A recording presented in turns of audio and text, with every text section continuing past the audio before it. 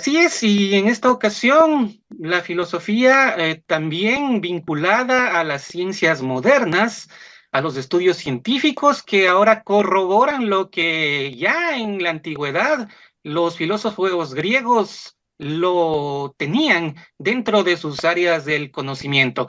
En esta oportunidad nos vamos a referir al carro alado de Platón, situación que ya se lo abordaba en la Grecia de aquel entonces y que luego de miles de años, ahora la neurociencia lo está descubriendo o tal vez redescubriendo, pero ya con respaldos científicos acorde a la era moderna. Adrián, con el desarrollo de la temática.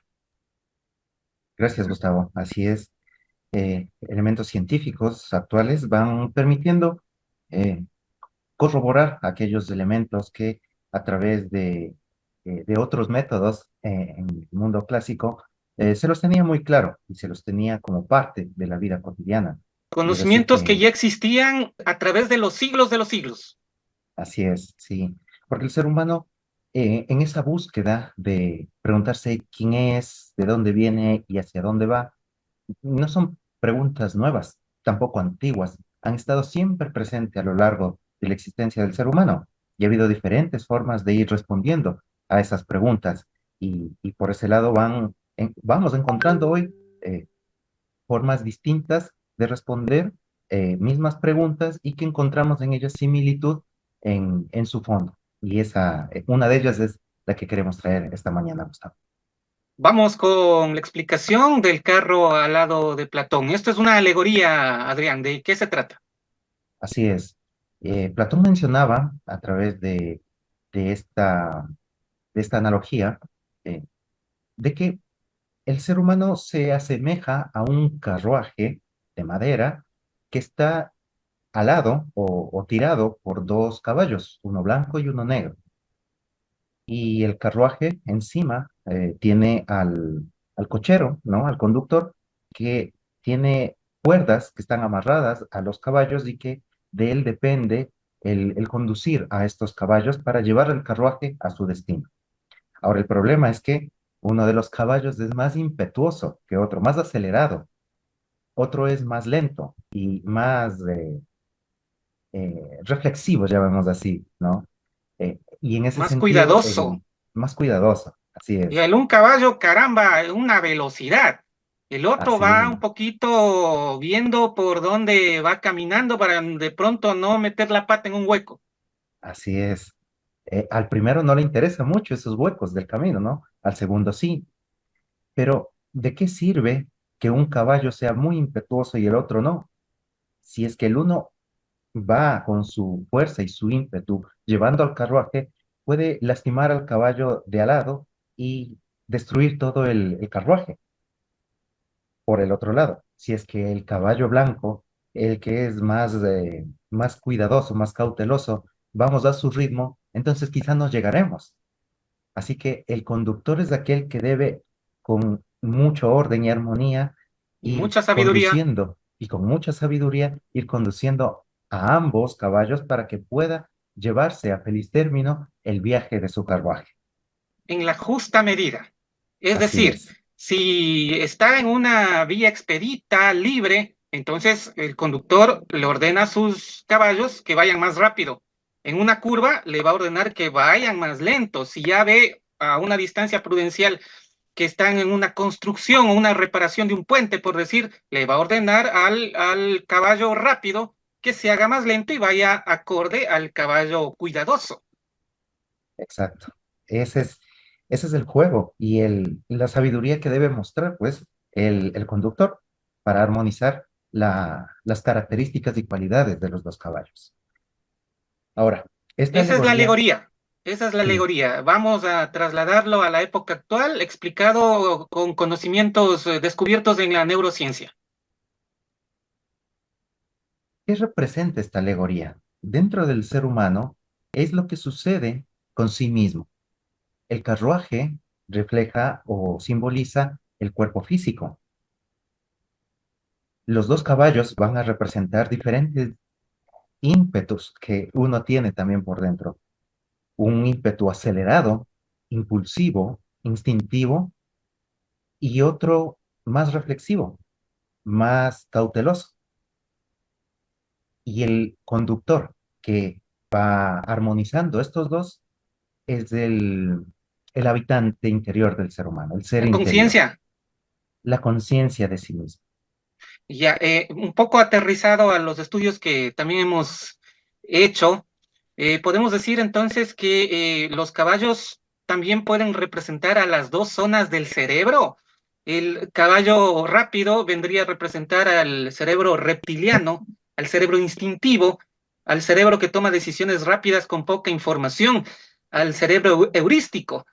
Y el caballo blanco, que es el más reflexivo, representa a la otra área del cerebro, que es el córtex, que justamente está destinado para pensar lento, pero hacerlo analizando concienzudamente los pros, los contras, midiendo las consecuencias que puede tener. Así es, la neurociencia actual, perdón, va a demostrar esa existencia de ambos caballos dentro de uno. Y así es ubicado en el cerebro, como lo menciona Gustavo. Sí, pues una parte más automática e intuitiva y otra más lenta, lógica y reflexiva. Pero entre los dos siguen siendo caballos. Debe haber un conductor que maneje ambos. ¿Y cuál es esa? Se habla en el año 2000 que el doctor Daniel Kahneman demuestra que en los adultos hay una parte del cerebro también que funciona como un tercer sistema cognitivo, que es aquel que va a dirigir ambos, que a nivel filosófico podemos relacionarlo incluso con la voluntad, con la decisión y el análisis de la consecuencia de los actos. De modo que no solo tenemos una parte impulsiva, no solo tenemos una parte reflexiva, sino una parte dentro del cerebro también que va a permitir tomar una decisión de entre ambas situaciones, de entre ambos impulsos, cuál es la más apropiada, cuál es la más acorde a las circunstancias, pero no es automática, no es impulsiva, porque la impulsiva es uno de los caballos. Esta tercera parte del cerebro, esta tercera forma o sistema cognitivo, se la va desarrollando cuando nosotros nos detenemos a pensar qué es lo más apropiado, qué es lo más adecuado. Y a eso denominamos conciencia moral, que es una característica del ser humano.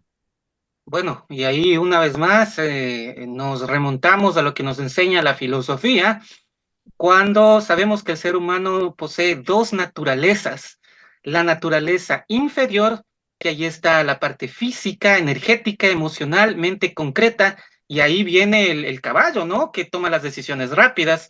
Y la naturaleza superior del ser humano, que forma una triada, que es la mente pura, espíritu es o conciencia y fuerza de Eh, voluntad. en su, en su totalidad es el espíritu que se compone de una mente pura, de una intuición o conocimiento directo y la voluntad propiamente. Fuerza de voluntad, Así que es. es lo más elevado del ser humano. Y eso es, caramba, una característica de la persona que aprende a dominarse, a evolucionar.